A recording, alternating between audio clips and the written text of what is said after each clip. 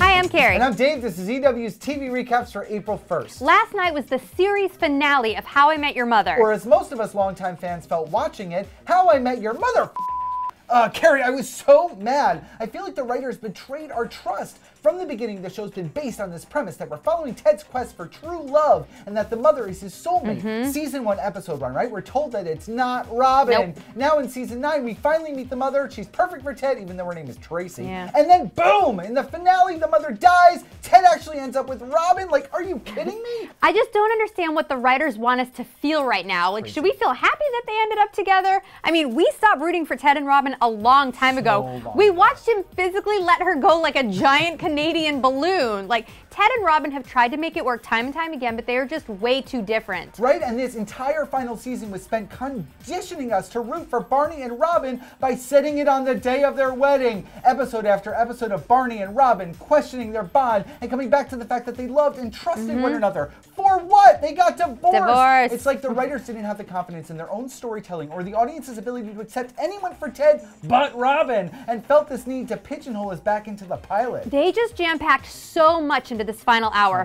Barney and Robin getting divorced, Marshall becoming a judge, Ted having kids, Barney becoming a dad, Ted's wife getting sick and dying. Like, that would have made for a great season, not a final episode. Yes, and knowing this ending, I get why they didn't show us much of the mother this season. They didn't want us to get too attached. But then why name the show after her character? Why not name it something more appropriate, like How I Met Your Stepmother? That might have given it away. Or How I Met the Woman I was meant to be with and couldn't make it work, so I fell in love with a bunch of other women who weren't good for me until I met your mother and she was nice and all, but then she died, blah, blah, blah. Let's get back to Robin! That is way more vague. Can we get that hashtag? Yeah.